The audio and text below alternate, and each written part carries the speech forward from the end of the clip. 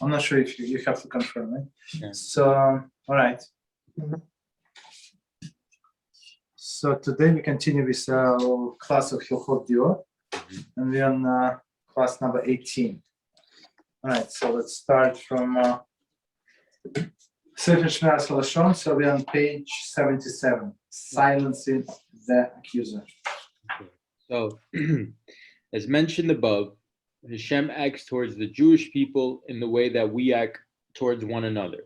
So basically, midah kineged midah. So thus, if Jews live in peace and harmony, midah kineged midah between us and Hashem to us. Between us and other people and Hashem to us. Hashem to us, right? So it's like a triangle. In harmony with one.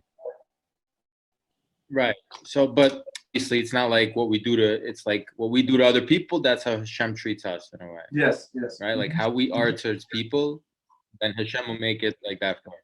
So if Jews live in peace and harmony with one another, then in heaven, Satan is not able to indict them. That means that there won't be anybody prosecuting against us and complaining against us. So Hashem has implemented in Satan's nature an inability to indict his beloved nation in any way under such conditions. Midrash Shir Hasharim states that this applies even when the Jewish people are guilty of the worst sins, such as idol worship. Thus it is written, bound to one another in peace, but attached to idol worship is Ephraim. Let him be. Wow, that's interesting. So basically, as long as we're good to each other, Hashem is not going to indict us on like other worse sins. Interesting. At least not in this world, right? But in the next world, that's another story. But this, so we continue this. And where are we? We're on page 300 and halacha number 15. Okay. So we continue with all of this halachas about food and his behavior, how he has to conduct himself, basically. Number 15. Conversely, whoever is idle and does not exercise or does not move his bowels when he has the need, or is constipated, even if he eats the proper food and takes care to follow the rules of medicine, he will be full of pain and all his days, and his strength will fade away. So let's do this paragraph. I mean, that's a lot of information. Let's read again. Conversely, whoever is idle and does not exercise. So I would say like all of these office people, right? They sit on the desk and that's it, right? So that's not good. Or does not come to move his bowels when he has the need. I'm not sure why he would like. Maybe he has like this stressful work. He cannot go to the bathroom when he needs to. Also possible, right? Or is constipated. So it's okay. The issue, even if he's the proper foods and take care to follow the rules of medicine. So basically, okay, so exercise, it's a must, and plus going to the bathroom, right? So if he does not go to the bathroom, so that's a big issue. So this way, it start poisoning his body. Yeah, go ahead. Moshe, you want to say something? No, yeah. Okay. No, I'm like following. Yeah.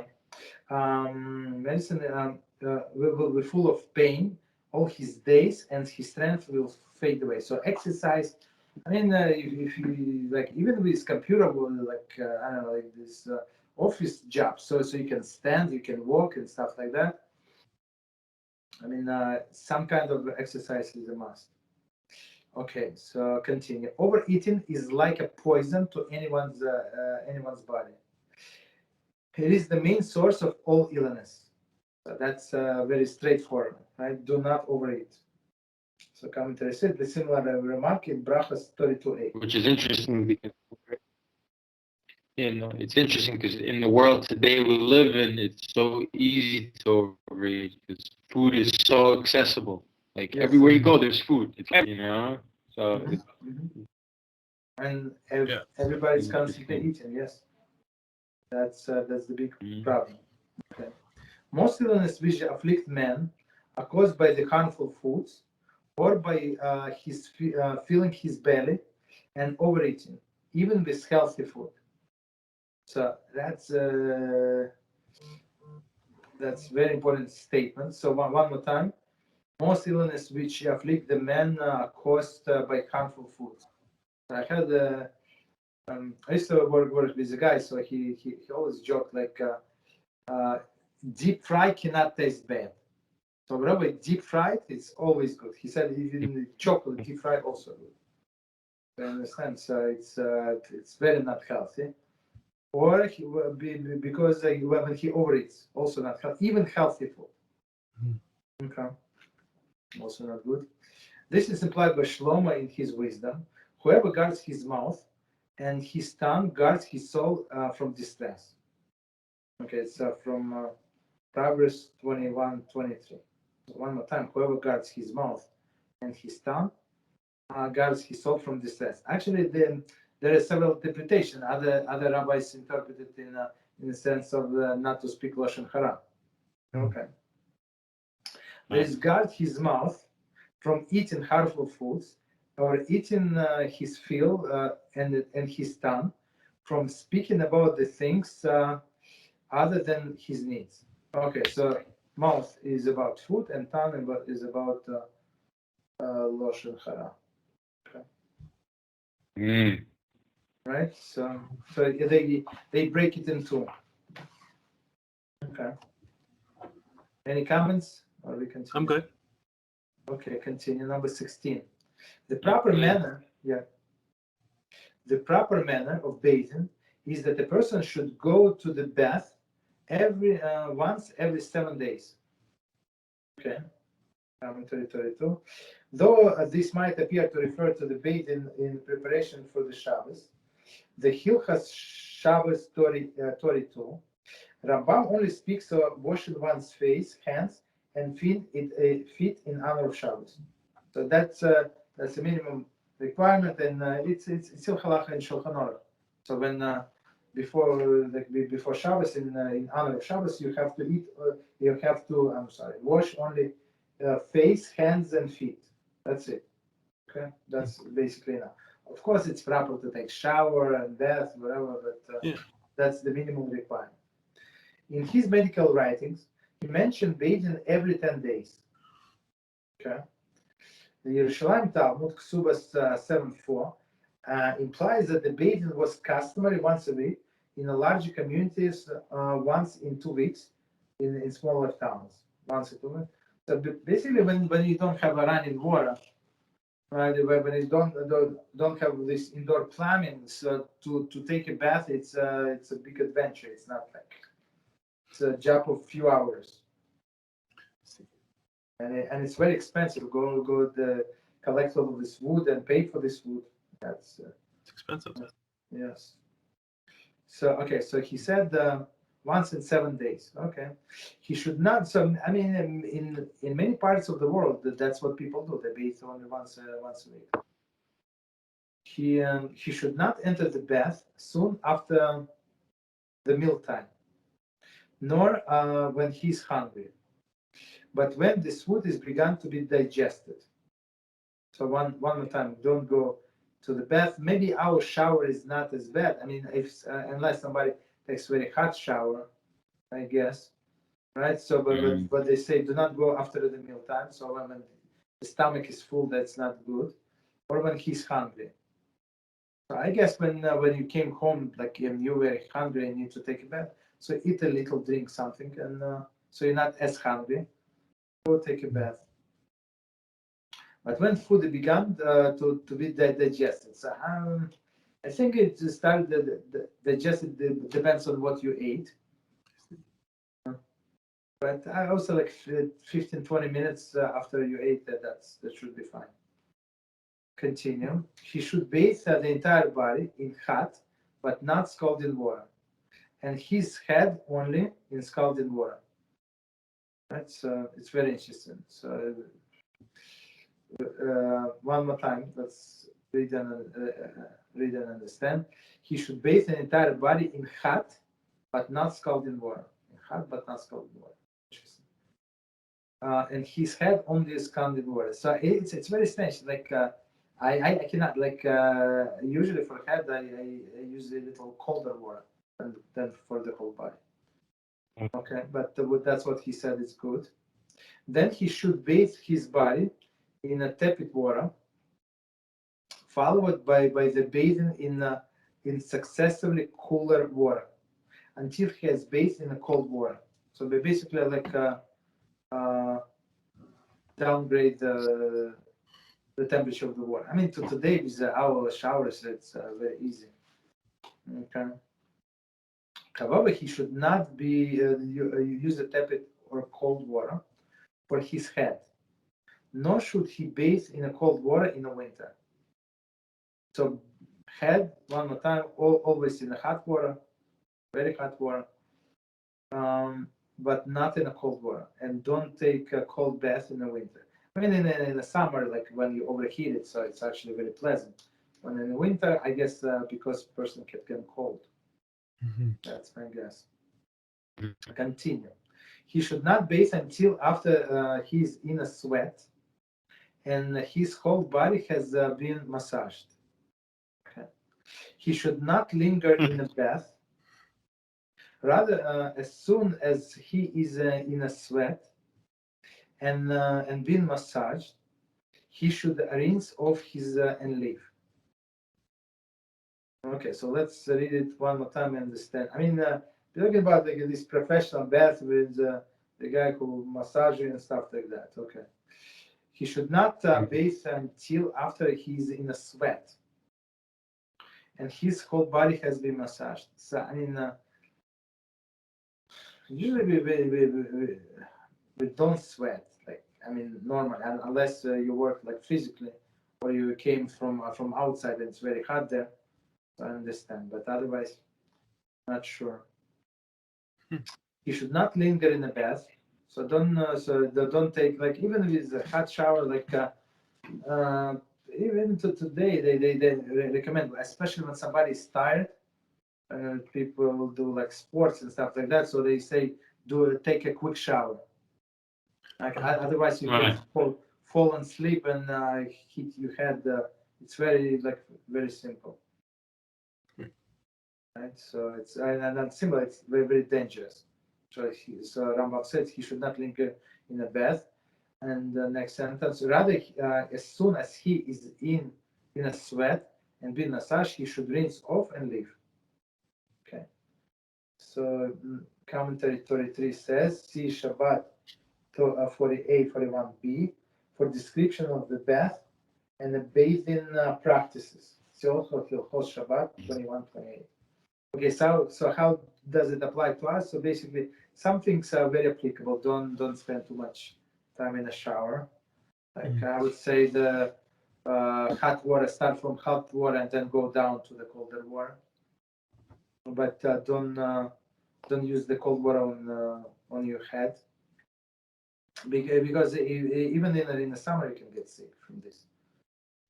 Okay. Continue. He should examine himself to see if he needs to move his bowels before entering the bath and after leaving it. So, I mean, for us, it's a simple matter. We have the bathroom right there. But in olden days, when they had to go cross half a town to get to the bathroom, so now basically he's going to go to the bathroom and he's going to hold back. Right? He's not going to dress and go to the bathroom. So they say before you go to the bath, check if you need to go to the bathroom. Mm-hmm. Similarly, he should always examine himself before and after eating. Okay, before and after sexual intercourse, meaning if you need to go to the bathroom. Before and after exertion and exercise. Before and after sleeping. Yeah, because I would say it's very practical. Be like even if you're very tired, you want to go to bed and that's it. So they say go to the bathroom. Otherwise, you would be so tired, you would be hold back. you will hold him back and not go to the bathroom because of the tiredness. That's bad. Okay, and after sleeping, of course. All in all, 10 different occasions. Okay, so let's try to count 10 different occasions. You should examine his own is before entering the bath, 1, and after leaving, 2. Similarly, he should examine himself before and after eating, 4. Before and after sexual intercourse, it's 6. Before and after exertion and exercise, it's 8. Before and after sleeping. Okay, exactly. So I do 10. Okay, continue. Next halacha, unless you have any comments. I mean, he's very straightforward. Rambam is very straightforward. I hear. Sorry? Yes? Moshe, did you say something? Okay, no, it's his video is a little slow. Okay, so Blinader, so maybe me and Ethan are going to do test of Zoom. I'll try to change that configuration. Okay, but continue anyway. 17. When one leaves the bath, he should dress and cover his head in the outer room of the bathhouse, so that he not catch a chill. He should take this precaution even in the summer. So let's try to understand what it says. Reading again. Even when one leaves the bath, he should dress and cover his head in the outer room of the bathhouse. So basically, it's a room when they undress. Right? So even in that room, so the bath is where he's taking bath. That room. Now the outer room is a room where they leave their clothes. And now, and they say, even in this room, put on your head, right? Because of course it's I'm not sure, like probably it's like it's a public bath, so I have to go home. I don't know how long, but well, he should take this precaution in the summer. Even in the summer, when after the bath, when you're hot and there's windy there, outside, you can get you can catch a chill. Okay. After leaving the bath, he should wait until he regains his composure and the warmth from the bathing has receded, and then eat. So after, like, if he overheated in the shower, so don't go eat right away because he's overheated. Just wait for some time, right? Until the temperature go down. A nap after bath before eating is very beneficial. So if you took a bath, go take a nap, right, and then go eat. Okay. One should not drink cold water on leaving the bath. Okay. And it goes without saying he should not drink while bathing. Okay. So number 34, let's see, counting. From Shabbat 41a, it appears that one should drink hot water after leaving the bath. However, there is no indication such as the intent of Rambam's words. So Rambam says clear, don't drink cold. That does not mean that he means that you should drink hot.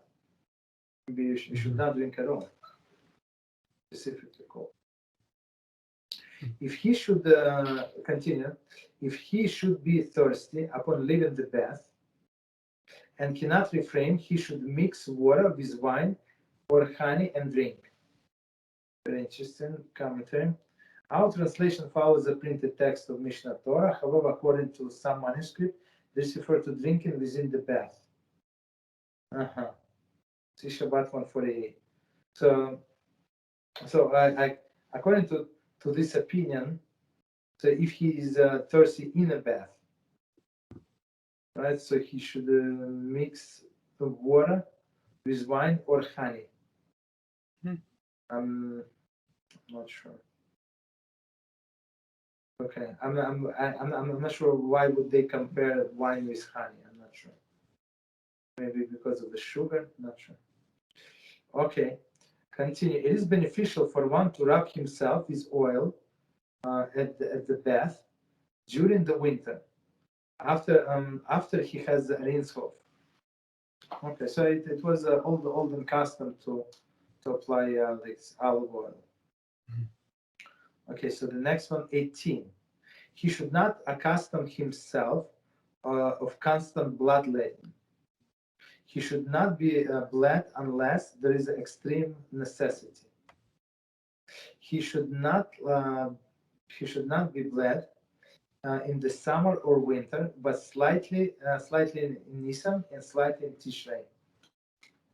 So let's try to understand what it says here. So in olden days, like if somebody would have a high blood pressure, that's what they do. They would let blood out and some blood. I'm not sure how they know how much. So, but and let the blood to recreate. It's not only for blood pressure, but from other things. Like today they take like this aspirin to make the blood as not as congeal and stuff like that. But in olden days they have all this medicine, so they would let some blood out, and the blood would circulate easier. That's what the procedure. So they say don't do it in the winter, and don't do it in the summer, but do it in the spring and in the fall. Okay, so let's see why. 36. There is in the spring and the fall when the temperature are moderate. So meaning I'm not sure what's the problem with the summer. I'm not sure why it's not in the summer. So continue. After the age of 50, he should not be bled at all. So here we go. Or some people donate blood. I mean, you can donate blood, but like maybe once a year or so. He should not be bled and go to the bath. He should not.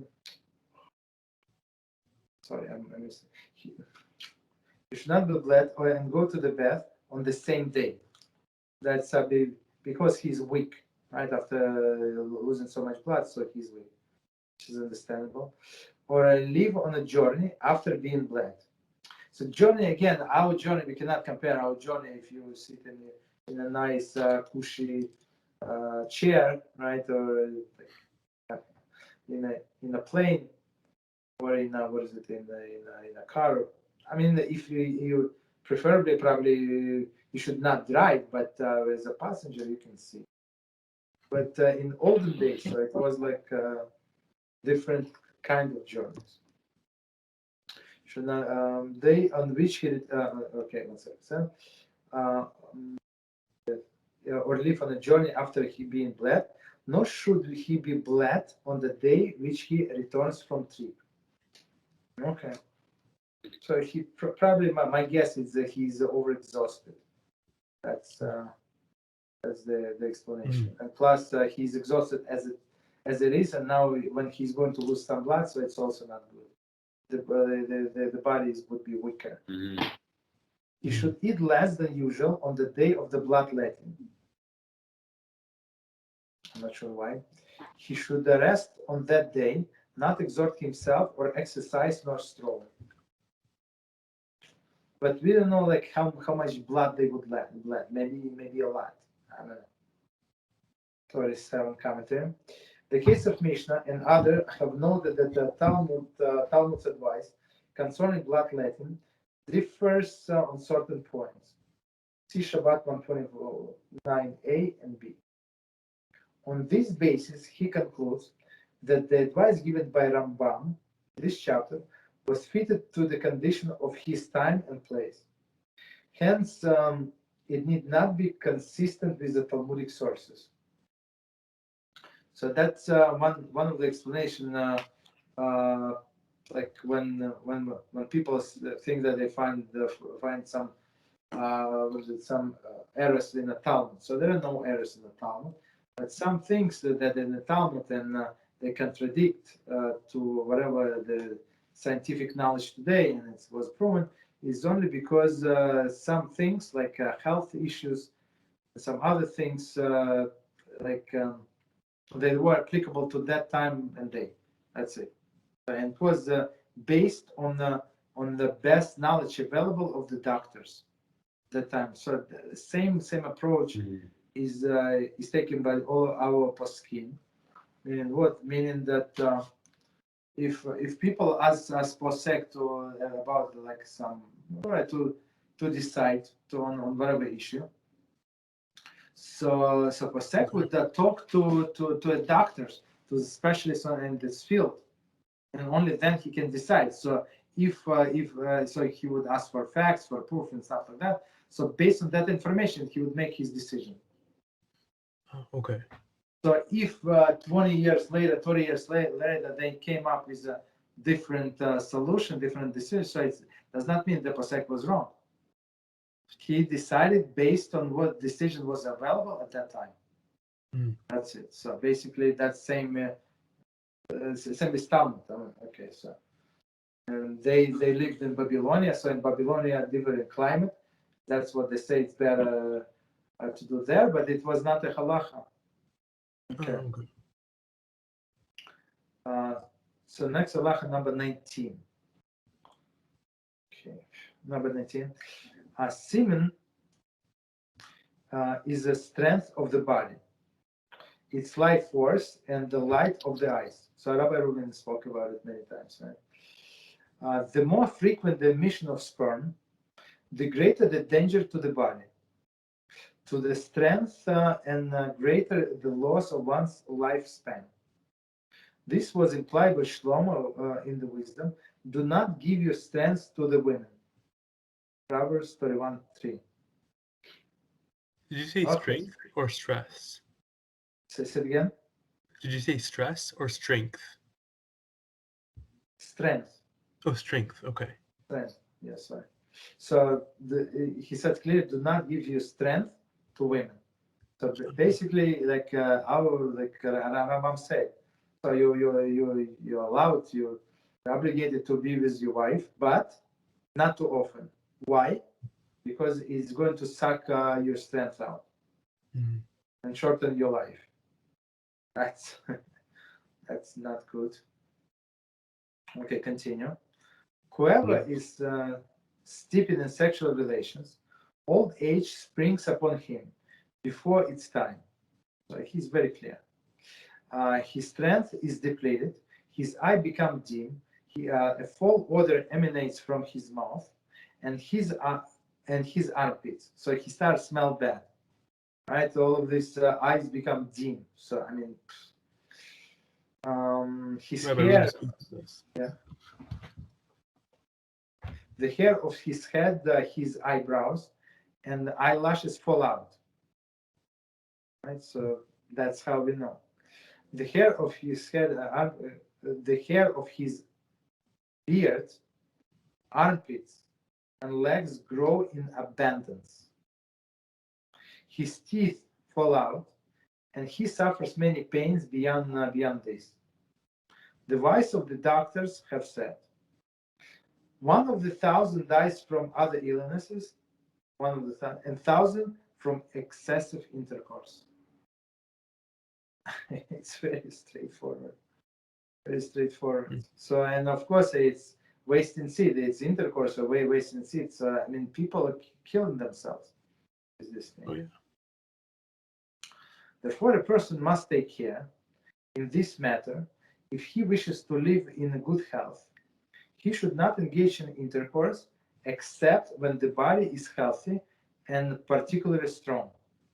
When he has many involuntary erections, the erection is still present, even when he makes an effort to think of something else. He finds heaviness from the loins and below. The tendons of his testicles seems to be stretched, and his flesh is worn. Such a person needs to engage in intercourse and is medically advisable.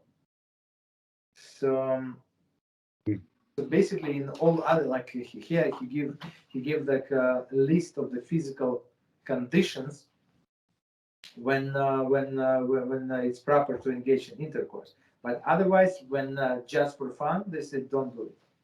Yeah. Basically, so if you need it, that's a different. Like, but if not, don't do it because it's not healthy for you. Okay, so commentaries say, let's see, 38. You should not engage in intercourse. 38. In chapter 3, halacha 2 and 3, chapter 5, halachas 4 and 5, Rambam looks at other dimension of intimate relations.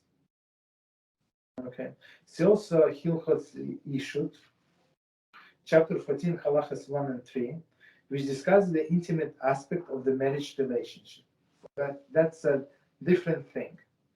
Here in this chapter, he says what is good for you, what is not good for you. So it's a little different. Right, and the next commentary in Hilchot Isurei Piyah discusses the prohibition against the emission of the seed for no purpose. Zera levatala. Okay, that's a different issue. Okay. Continue. There's continuation of this halacha. He should not engage in intercourse on a full or empty stomach. So after the dinner, don't do it. But after the food has been digested, this point is also explicitly mentioned in chapter 5, halacha 4, meaning next chapter. He should examine himself. Where do we, like, what's the time after you eat to the time you feel like your food's been digested? Like, what is that? That's a perfect question. I thought about it. So if person like sometimes on Friday night I overeat a little, sometimes, right? So you feel like you full for the next hour or so. That's not a good idea. Yeah.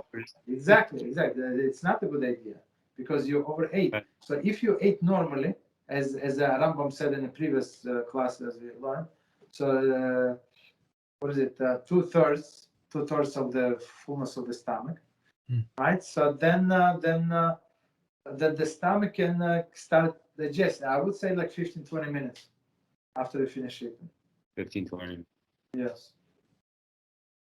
So, but all this actually discussed in details in the laws of blessings, right? So in the laws of the blessings, the question asks, what is like how long do you have after you ate, like let's say snack? We're not talking about bread.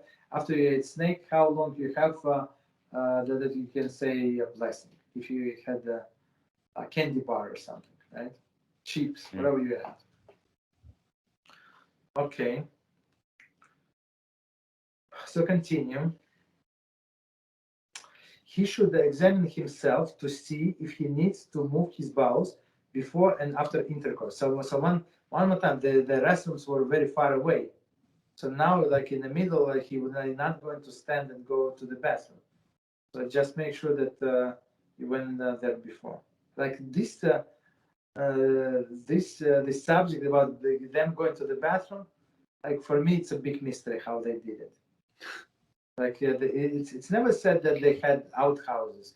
Maybe in some countries they did like how outhouse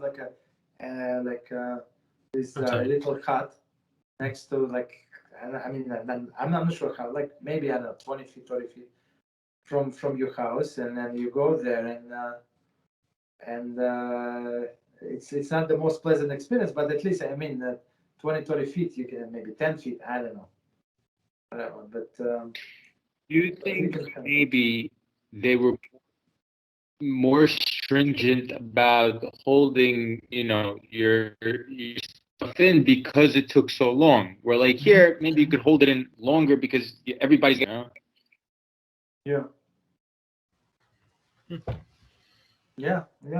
But because as the Rambam said many times, because the problem of elimination of all of this garbage from our system, there are many diseases coming. So it's not good to hold back. It's very, very dangerous and poisonous to the body to hold back.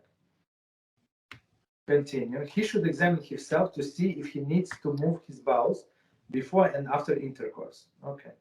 He should not engage in intercourse while standing or sitting. Okay.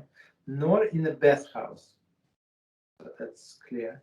I mean, because as we said, it takes even more strength from him. Nor on a day on which he goes to the bathhouse. Okay. Nor on a day on which he lets blood. Okay, so meaning the body is weak as it is, so don't do it. Okay.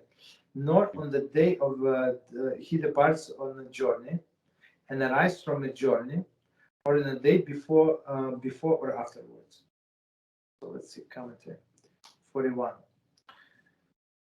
The discrepancy between some of the points mentioned this halacha and those in Hilchot Ishut has been noted by rabbis. See commentaries to the Torah, Shulchan Aruch or Chaim, even Ezer, not also our remarks in the introduction. So it is, if I understand correctly, so in there it says so that he has to be with his wife, like if it's not over his regular day, before he goes to the journey. Right? So like, and plus when he comes back from the journey. But there it's like obligation to his wife, right? And here we're talking about what is good for his health. So two not always coincide. Maybe yes, maybe no. So okay, all right. So continue. So are they saying put your health aside? Are they saying put your health aside if your wife wants to have relations in a way? Yes. So if she's not in Ida, so or maybe okay. Right. So step back. So and then it says clearly about HaShem. If you want, after this we can go to Hilchot Ishut. So it says there it depends on the person's profession, right? It says how many times a man should be with his wife. So it depends on his profession. If he's working like I don't know, like they say if you're like if he's a camel driver. So camel driver is like I don't know, like this all of them Marines or whatever, all of these guys, right? Like truck drivers, right? So it says that for them it's one in 30 days. If you like donkey driver, so he goes like maybe few days away, comes back, maybe it's twice a week or once a week, right? So if he's just a real estate guy, right, a diamond dealer, whatever, he does just not stressful job basically. Like there is, so he can be with his wife every day. It's not recommended, as we just said, but basically there is no prohibition against it. Okay. So they go like here is what is good for your health, and there is how many times appropriate to be with his wife. Okay. But they say Talmidei Chachamim on Friday night. That's it. Only. Only yes. Okay. So continue. Number 20. Whoever conducts himself in the ways which we have drawn up, I will guarantee. So Rambam said, I will guarantee that he will not become ill throughout his life until he reaches advanced age and dies. Wow. So as we know, that Rambam is always to the point, right? He's always to the point. So he says, I want to read again, right? Whoever conducts himself in a way which he has drawn up, I will guarantee that he will not become ill throughout his life until he reaches advanced age and dies. But he will not grow up? What do you mean? Can you repeat that? I will guarantee that he will not become ill throughout his life. Before he that. reaches, A little before that? Even okay. Whoever conducts from the beginning, whoever conducts himself in the ways which we have drawn up, meaning whatever we said before. Oh, I see. Drawn up. Okay. Drawn up, yes. Okay. Sorry. I mean, very unusual, expression, drawn up. I mean, whatever was written up. Yeah. Okay, drawn up. Okay, I will guarantee that he will not become ill throughout his life till he reaches advanced age and dies. I mean, very straightforward. He will not need a doctor. Clear. He will not need a doctor. His body will remain intact and healthy throughout his life. Commentary. Here, Rambam emphasizes again how the program he outlines is a regimen for the health and not a treatment of the disease. So, as we said before, just 1 second, I'm not sure why it's not charging. As we said before, Rambam said, so if you need to go to the doctor, if you have any problem, so go to the doctor. So we're talking about here about in general how to maintain his health. I see. When you need to go to when you don't need to go to the doctor yet. Okay. We see how continues 42. We see how contrary to the certain trends in the medical thinking, he puts the emphasis not on the healing illness, but rather of preventing it from the ever occurring. Meaning he's trying to prevent the illness to come in the first place. So basically, it's not good for economy, for all of the doctors, all of these vitamin companies, whatever they do, right? Okay, but a good for a person. Continue. One may rely on this guarantee. One may rely on his guarantee unless his body was impaired from the birth. He was accustomed to one of the harmful habits from birth. He should there be a plague or drought in the world.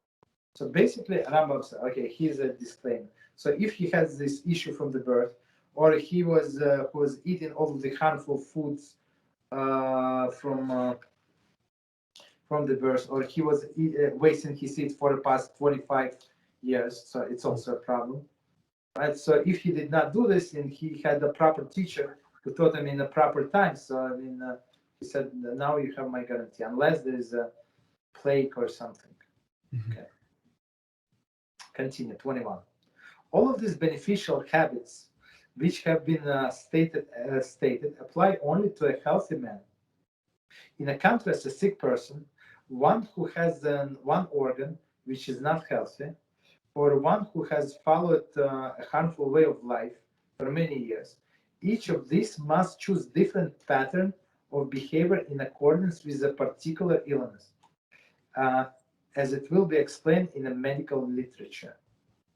Okay, what is medical literature commentary? To cite the parallel, in chapter 2, Rambam explained that a person with a character disorders should not follow the same course of behavior as a person with a balanced personality. Rather, he should seek the advice of the expert who will direct him how to correct his individual faults. So just, okay, so let us remind ourselves what it says there. So we said if he's a normal, he has a normal personality and he has to adjust a little left, a little right, so that's one thing. But if he's like overly angry or overly stingy, so all of these little adjustments are not going to work. It has to break it completely and start anew. So that's what we said, okay.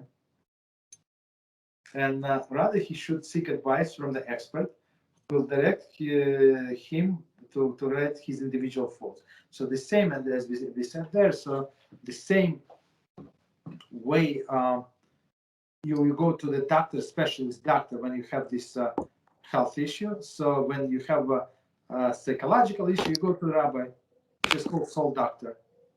So only he can tell you like what the Torah thinks about it, what HaShem wants us to be, what he wants us to be. Understand? Other these psychologists that they, I mean, not religious, but even religious, and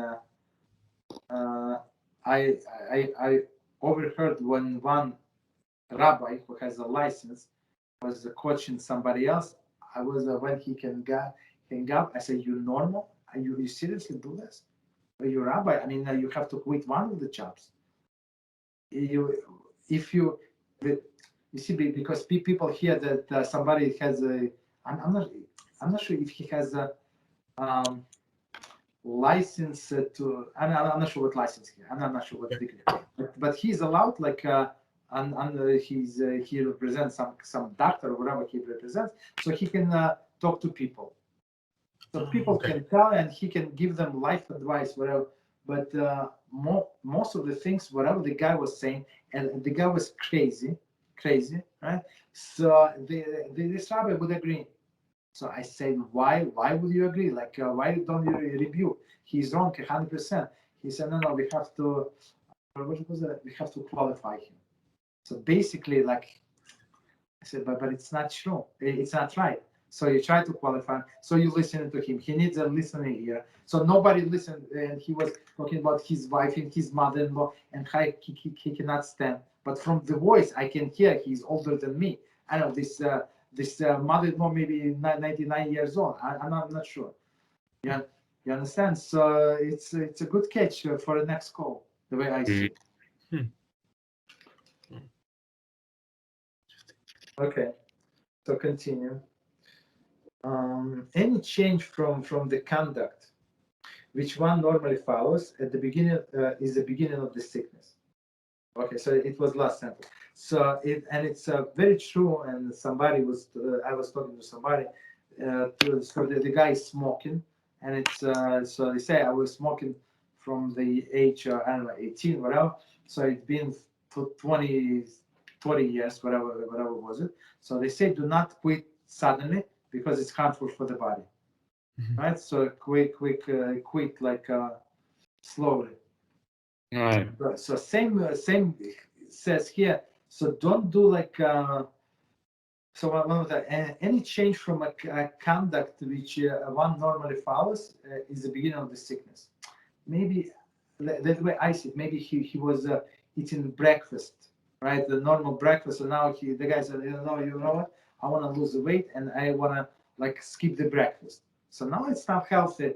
Talmud says breakfast it's actually the best blessing. You must eat bread in the breakfast during the breakfast, right? Don't just eat breakfast but he like for him it would be beginning of the sickness. Whatever is it? Like changing of the pattern is not good. As we said before about this, they say even harmful foods, if you eat them constantly, after sometimes they're not going to be harmful to you. To other people, yes, but not to you. Okay, so let's try to do a last one. And it says, where there is no doctor available, neither the healthy nor the sick man should budge from all the directions given in this chapter. For each of them is ultimately bring to a benefit result. So let's read it one more time with commentaries. Where there is no doctor available, commentary. The Rambam has indicated the importance of living near a doctor in the following halacha. And in his medical writings, for example, Regiment of Health 2.2, does the halacha surely describe an undesirable state? The meaning it's proper for a person to live next to the doctor. Otherwise, like many times, like if emergency can come on time when you live in a big city, so that they save many lives because of this 1 minute 30 seconds difference, whatever, like 2 minutes, 5 minutes. But if you live on somewhere remotely in I don't know Montana, someone in Alaska, so until they get to the guy, so it's late. It's late. He could have lived for another 20 years, but because he decided to have this a huge house somewhere far away. So that's what killed him.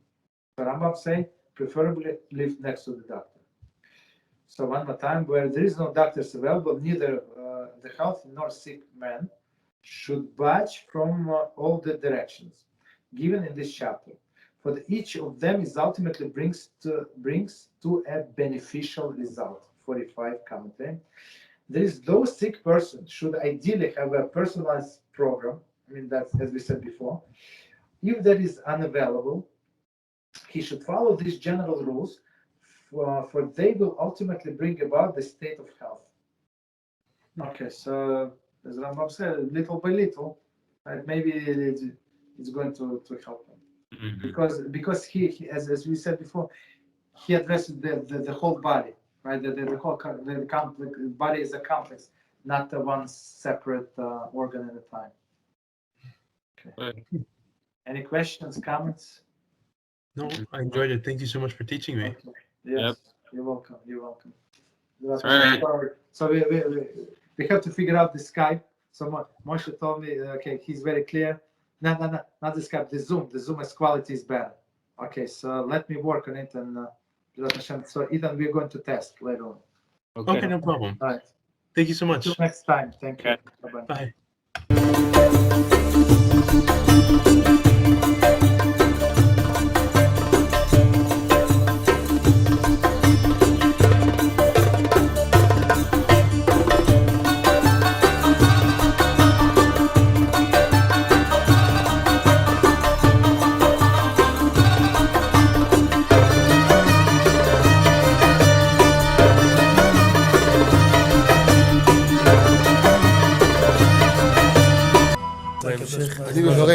אני מברך את הרבנים, רגע. אני מברך את הרבנים, הרב ירון ראובן, הרב אפרים כחלון, ראשי ארגון בעזרת השם, שהלכו בפי עליון, שעלו מעלה, יהיה להם ברכה והצלחה, הקדוש ברוך הוא ימלא בישועות ליבם לטובה ולברכה, שבכל אשר יפנו ישכילו ויצליחו, יזכרו לעשות כאלה וכאלה, רדינו תורה לאדירה, אמן ואמן. בעזרת השם רשת בכל הארץ. הוא היהודי הזה, הוא היה מיליונר, סגר את כל הביזנס, אמר אני משקיע פה בעולמה של תורה. איפה הוא גר? בפלורידה. פלורידה, איפה זה פלורידה? באמריקה. מיאמי. כן, ליד. אנחנו שם עכשיו הולכים להקים קהילה ספרדית גדולה. תעבירו מה שבירכתי אותו. כן, קהילה ספרדית גדולה. כן.